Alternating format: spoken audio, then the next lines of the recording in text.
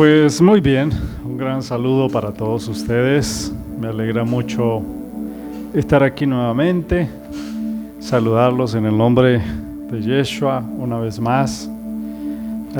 Espero que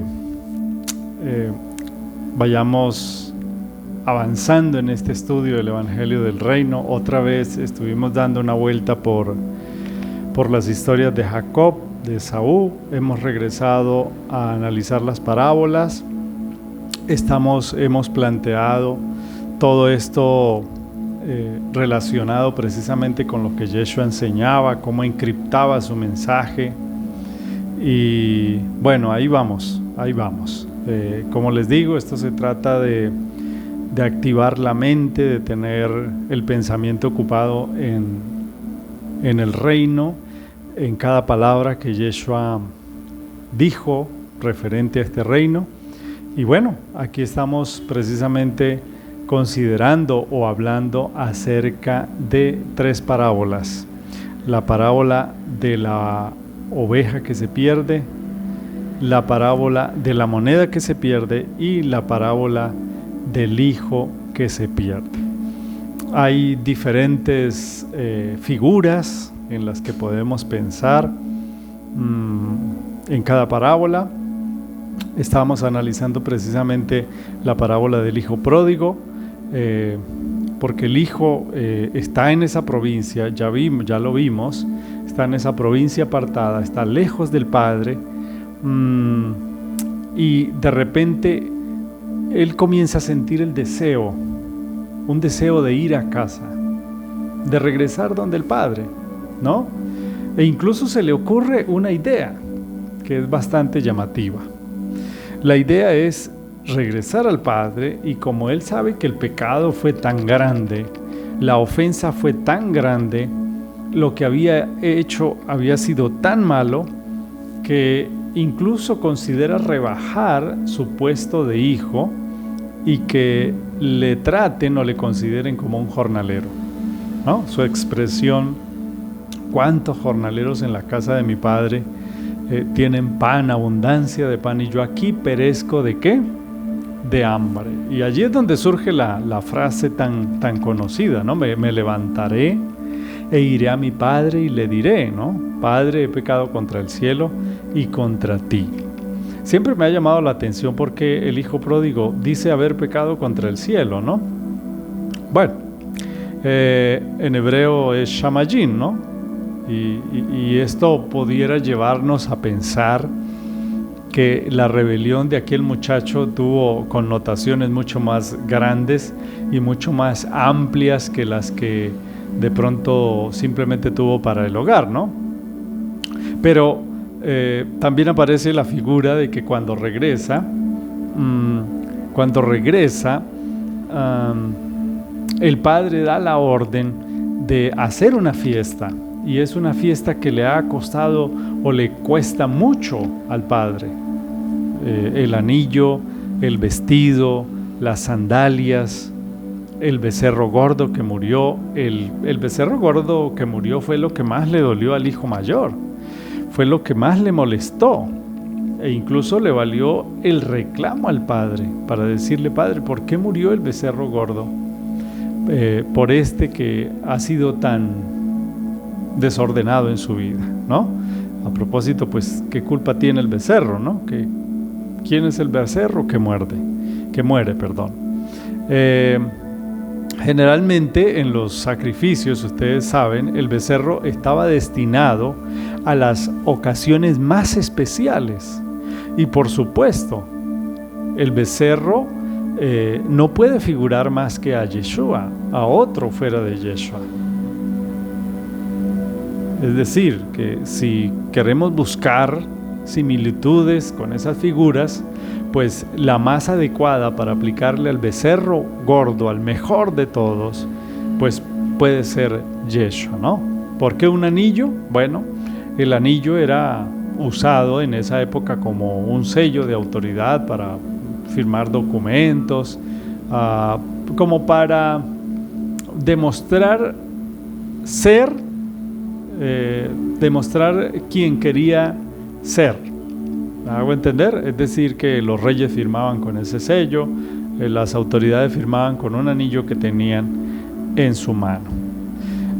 Y lo interesante es que el padre se echa sobre su cuello y le besa, ¿no? Venía oliendo a cerdo, venía con sus ropas llenas de excremento de cerdo, y es el padre quien le besa. Bueno, y es que si hay muchos detalles en una parábola, es precisamente en esta del hijo pródigo. Hay demasiadas figuras que a veces nos cuesta mucho entender. Pero yo creo que si hay algo que nos puede dar claves que nuestro amado Yeshua dejó aquí encriptadas, son claves que tienen que ver con el hijo mayor, con el hijo que se queda en casa. Noten bien cómo el padre está dispuesto a perdonar a su hijo, pero en la llegada del hijo menor se pone en evidencia que el hijo mayor, al escuchar el ruido de la fiesta, cuando escucha la música, pregunta: ¿y por qué ese ruido? ¿Qué es lo que se celebra? Y el siervo le dice la verdad. Ahora, si ustedes analizan el relato, lo que más indignó al hijo mayor es la muerte del becerro gordo. Lo menciona específicamente. Y al siervo que le cuenta también le parece escandalosa la muerte del becerro gordo, ¿no? Le parece escandalosa. Le dice a su padre, el hijo mayor, le dice: tanto tiempo te he servido sin reclamar nada, y tú nunca me has dado nada. Ese es el reclamo que el hijo mayor tiene. El hijo mayor le dice: este se ha rebelado, se ha gastado la fortuna con prostitutas y no has dudado en matarle el becerro gordo. Pero las razones del padre me conmueven, me llaman la atención. Dice: hijo, tú siempre has estado conmigo. Noten bien, siempre has estado conmigo y todo lo que tengo es tuyo. Mas tu hermano había muerto y ha revivido, se había perdido y es que hallado. Y esta parábola, enmarcada en el solo panorama de pecadores que se arrepienten, pues no casa muy bien, como les digo. Pero cuando la ponemos en el contexto del Evangelio del Reino, empieza a tomar un nuevo color. ¿Por qué? Porque quizás, y esto lo digo a modo de interpretación propia, quizás si empezamos a pensar, a analizar, que esos que se rebelan, que esos que se van de la casa, que esos que se pierden, que se le pierden a la mujer que tenía las monedas, que se le pierde al pastor que estaba con las ovejas, ese hijo menor que se pierde, que se va de la casa, si empezamos a analizar que pueden ser los que nacimos en la tierra, los pecadores, el pueblo de él que se pierde y que viene a nacer a la tierra, quizás todo empiece a encajar. Y que ese hijo mayor, que no se rebela jamás contra el padre, esas monedas que no se perdieron, esas ovejas, las otras 99 que no se perdieron, que no necesitan los pecadores que no necesitan de arrepentimiento, como dijo Yeshua, pues son los que se quedaron allá, los que no cometieron el error. Si estamos pensando en un reino que existía antes de que nosotros viniéramos aquí, si estamos hablando de preexistencia, si hemos visto innumerables casos donde se habla de un antes, de una edad pasada, de un principio, pues casa perfectamente la idea de que estas parábolas están narrando la historia del reino. Noten bien que Yeshua le dice a la gente que lo está escuchando: el reino de los cielos es semejante a, y así empezaba a contar sus parábolas, y esta es una parábola. Es posible que los hijos se fueron a una tierra extraña y lejana, donde los cerdos abundan, ¿no? Donde está el hombre de los cerdos, donde prácticamente este hombre es quien gobierna. Entonces todo va casando perfecto con la expresión: me levantaré e iré a mi padre. Regresa a la casa del padre, regresa al reino. Ese becerro gordo que pagó con su vida para que el hijo pródigo llegara. Todo empieza a casar, porque lo más posible es que en ese reino que existía, donde existíamos, donde vivíamos, ocurrió la rebelión, cometimos la rebelión, participamos de la rebelión, y los grupos se dividieron. Quedaron las monedas que no se perdieron, quedaron las ovejas que no se perdieron, y quedó el hijo mayor que nunca se fue de casa. Mientras tanto, si lo metemos dentro del mensaje de Yeshua, cuando él dice: yo he venido es a buscar las ovejas perdidas de la casa de Israel, pues entonces todo empieza a cobrar sentido. Yo he venido a buscar lo que se había perdido, lo dijo en otras ocasiones. Nosotros fuimos los que nos perdimos. Fuimos las ovejas, fuimos la oveja que se perdió. Tú eres la oveja que se perdió, la moneda que se perdió, el hijo pródigo que se perdió. Quiero que leamos 2 de Corintios capítulo 5, verso 19. Y miren cómo el apóstol Pablo menciona que no hay sino una sola familia. Miren, ya les voy a explicar. 2 de Corintios 5, verso 19. Es decir que en Yeshua el Padre estaba reconciliando consigo mismo al mundo, sin tomar en cuenta sus pecados, y a nosotros nos encargó que diéramos a conocer este mensaje. ¿Qué estaba haciendo el Padre con Yeshua? Estaba reconciliando al mundo consigo mismo. Evidentemente, cuando ocurrió la rebelión, hubo una rebelión y produjo enemistad, como dice Pablo, la enemistad. Y cuando leo al mismo Pablo diciendo: en amor, habiéndonos predestinados para ser adoptados como hijos, ¿no? Suyos, como hijos suyos por medio de Yeshua, según el puro afecto de su voluntad, para alabanza de la gloria de su gracia, la cual nos hizo aceptos en el amado. Efesios 1:5. Entonces, está hablando de hijos, está hablando de familia. No se trata de una familia terrenal, se trata de una familia espiritual. Y por eso es que en el reino ya esos lazos familiares que tenemos aquí en la tierra ya no existen. Porque solo hay una familia, la familia del Padre, la familia que Él creó. Efesios 3:15, miren lo que dice: de quien toma nombre toda familia en los cielos y en la tierra. De quien toma nombre toda familia en los cielos y en la tierra.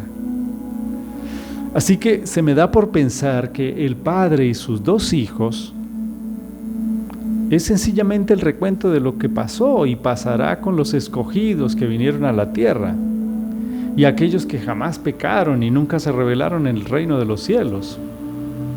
Lo que sucederá cuando el hijo menor, es decir, los que estuvieron en esta tierra distante y regresen a casa, vuelvan al anhelado reino de su Padre, regresen a casa. Solo necesitamos entender que preexistimos, que simplemente no se trata de un momento aquí que nacemos, ¿no? Porque una vez que entendemos que preexistimos, que antes de venir a este mundo existimos, todo empieza a aclararse, todo empieza a tener un matiz diferente, ¿no? No somos lo que vemos en el espejo. Esto que ustedes ven es simplemente la herencia genética de mis padres, de mis ancestros. Pero ya hemos visto que la escogencia del Padre, el llamado del Padre lo hace a los espíritus. Y esta carne pues se va a dañar, se va a envejecer, se va a enfermar y se va a morir. Pero el espíritu es el que va a permanecer. Esa energía que venía de la boca del Creador. Recuerden que cuando formó a Adán, Él sopló aliento de vida. Entonces, eso es lo que estamos analizando de estas parábolas. Por supuesto, podemos llegar a cometer alguna imprecisión al analizarlas y yo oro al Padre para que me permita entender. Pero, por ejemplo, cuando Yeshua estaba enseñando, vamos a ir a Juan 6, capítulo 6, versos 44 y 45. Miren lo que ocurre acá. Yo les decía en el video pasado que estaban los fariseos, siempre estaban los fariseos. Eso sí, estuvieron en todo lado en la vida de Yeshua. Bueno, estaban los fariseos, estaban los discípulos, estaba la multitud al lado de él. Y entonces, esperando todos que él predicara, que él enseñara, él les dice, refiriéndose a los hebreos que estaban allí, a los judíos, les dice: vuestros padres comieron el lejem del cielo, el pan del cielo. Pero si ustedes leen, estoy parafraseando el capítulo 6 para no leerlo todo, pero yo soy el pan de vida. Lo que les decía, él les decía a los fariseos: ustedes se la pasan leyendo las escrituras, la Torá, y creen que ahí está la vida eterna, pero no me están viendo a mí, que yo soy el camino, la verdad y la vida. No me ven a mí, ven la Torá. Y aquí les está diciendo Yeshua a los discípulos y a los que están allí, a los fariseos, les dice: vuestros padres comieron el maná, pero el maná, como todo en la Torá, todo, absolutamente todo, es Yeshua. Vuelve el ejemplo de los elefantes. La Torá es el libro que habla del elefante, pero Yeshua es el elefante. A Él es que hay que ver, a Él hay que escuchar. Pero ¿qué hicieron los fariseos? Los fariseos consultaron el libro y el libro decía: el elefante tiene una trompa larga. Pero cuando apareció el elefante, a los suyos vino y los suyos no le recibieron. Cuando apareció el elefante, ellos prefirieron seguir con la descripción que decía el libro cuando tenían el elefante frente a ellos y lo que tenían era que tocar la trompa, mirar al elefante, contemplar al elefante. Así que están allí y Yeshua les dice que únicamente los que lo coman a Él van a tener vida eterna y van a ser saciados. Y les decía, cuando ellos escucharon eso, dijeron: está proponiéndonos canibalismo, que no lo comamos, que le mordamos la carne y no lo comamos. Y eso los escandalizó y salieron corriendo. La gente se fue, escuchó eso y dijeron: qué blasfemia, y salieron y se fueron. Y los discípulos, también decepcionados, se acercaron a él para preguntarle y para decirle: maestro, rabí, dura es esta palabra, ¿quién podrá soportarlo? Estás diciendo locuras, no entendemos qué está pasando. Y por supuesto, le dijeron, la multitud se fueron aburridos, se fueron consternados. Y los fariseos diciendo: tiene demonio, blasfemo, y bueno, todo eso que le decía. Pero lo impresionante es lo que dice Juan 6:44 respecto al por qué los fariseos no podían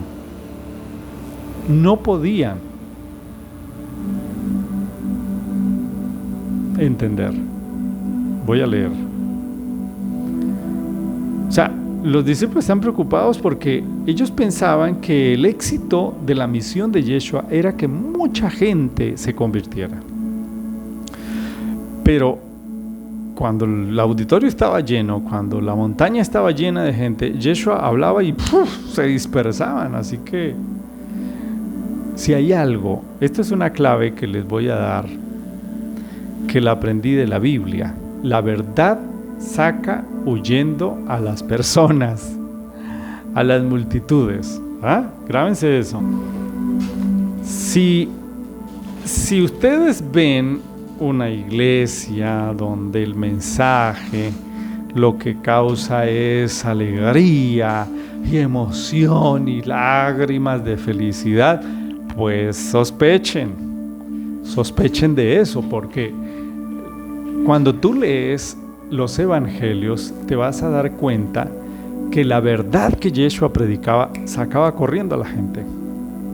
La gente salía corriendo, salían contrariados, salían bravos, malgeniados, insultando a Yeshua. Si usted quiere saber qué es la verdad debe chocarnos, debe molestarnos, debe causarnos cierto escozor, porque a los discípulos les causaba eso, la verdad que Yeshua les enseñaba. Así que cuando los discípulos vienen a recriminar a Yeshua y le dicen por qué ellos no entienden, miren lo que dice Juan 6:44, dice: nadie puede venir a él, o sea, a Yeshua, si el Padre no lo trajera. Nadie puede venir a él si el Padre no le trajere. Vuelve lo mismo, apreciados. No es que el ser humano escoja a Dios, no es que tú, en tu raciocinio, en tu inteligencia, decidiste buscar a Dios. No es que nazca de tu intelecto, no es que nazca de tu emoción, de tu corazón, de tu razón, no. Siempre la Biblia dice que quien viene a buscar al pecador es el Padre. ¿Ve? Así que nadie puede venir a Yeshua si el Padre no lo trae. Tú no puedes ir a Yeshua si el Padre no te lleva a Él. Eso es lo que está diciendo Juan 6:44. Entonces, ¿quién es el que nos lleva a Yeshua? El Padre.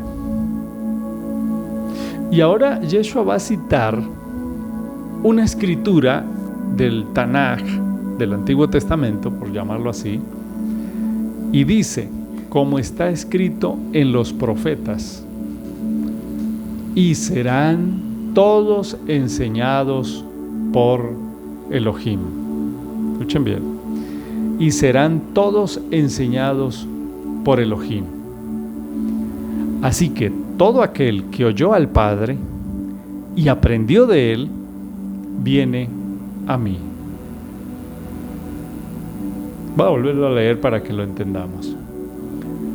Todo aquel que oyó al Padre y aprendió de Él, viene a mí. Wow, estas palabras sí son tremendas, son estremecedoras. Yeshua dándole la explicación de por qué los fariseos no podían venir, no podían entender. Les dice que todos serían enseñados por Elohim, pero que todo el que oyó al Padre y aprendió de Él puede venir a mí. A esto yo lo he titulado la escuela del Padre. Una escuela donde el Padre enseñó. Y ahora, no sé si ustedes se acuerden haber estado en clases con el Padre. Pero eso es lo que está diciendo Yeshua. Dice, así que todo el que oyó al Padre y aprendió de Él puede venir a mí. Nadie que no haya sido enseñado por el Padre. La pregunta, pues, evidente es, ¿y cuándo fue que estuve en esa escuela? De acuerdo al evento que señala Juan en el capítulo 6, está dirigiéndose a la multitud que le seguía, ¿no? Juan 6:26 dice que esa multitud lo seguía por los panes que les había dado, así que no eran escogidos. Y a esta gente el evangelio estaba velado, les estaba encriptado y no lo entendían. Es decir, aparentemente la multitud desean seguir a Yeshua y vienen a buscarlo a Él, ¿no? Es decir, deseaban seguir a Yeshua y vienen a buscarlo, pero miren detenidamente lo que Yeshua les dice: todo lo que el Padre me ha dado vendrá a mí, y el que a mí viene yo no le echo fuera. Juan 6:37.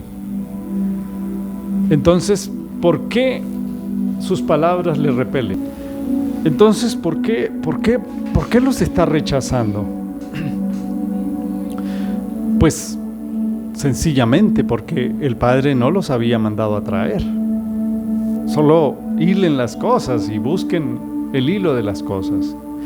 Todos los que el Padre me ha dado vendrán a mí, y el que a mí viene yo no le echo fuera.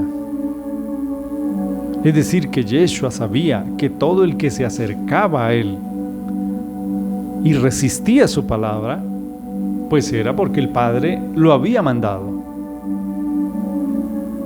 ¿no? Entonces la multitud viene a buscar al Mesías, pero los motivos por los cuales lo buscaban no era por la palabra, sino era por los panes que les daba. Y miren lo que dice el verso 36: ya les he dicho que ustedes me han visto y aún así no creen. Si ustedes leen todo el relato, se van a dar cuenta de cosas impresionantes. Por eso yo les invito para que leamos todo el libro de Juan, pero concentrémonos especialmente en ese capítulo 6 que me resulta maravilloso. Y recuerden, todo el que oyó al Padre y aprendió de Él viene a mí. Es decir, que para poder venir a Yeshua hay que haber estado en la escuela del Padre y haber aprendido de Él. Eso también me lleva a la rebelión, porque el Padre designó a su Hijo: mi Hijo eres tú, yo te he engendrado hoy, te he hecho heredero de todo. Pero al parecer esa lección no fue aprendida por todos. Y me da a pensar que los escogidos sí la aprendieron, y por eso cuando vieron a Yeshua no dudaron en ir detrás de Él, aunque sus palabras les resultaran duras. Era irresistible ir detrás de Yeshua. Cuando la gente se fue, Yeshua les dijo: ustedes también quieren irse, le dijo a Pedro, y Pedro le dijo: pero ¿a quién iremos? Solo tú tienes palabras de vida eterna. Es decir, sus palabras eran irresistibles para los escogidos. Todo aquel que oyó al Padre y aprendió de Él, viene a mí. Así que nuestro Padre les bendiga, y espero que todos podamos escuchar su voz. Mis ovejas oyen mi voz y me siguen. ¿Cómo vamos a reconocer la voz de alguien a quien jamás oímos? ¿Cómo una oveja va a saber cómo es la voz de su pastor si jamás lo ha oído? Entonces vemos todas estas figuras de ovejas, de cosas que se pierden, y todo va casando, todo va engranándose perfectamente. Así que dejamos hasta aquí y seguimos en el próximo video.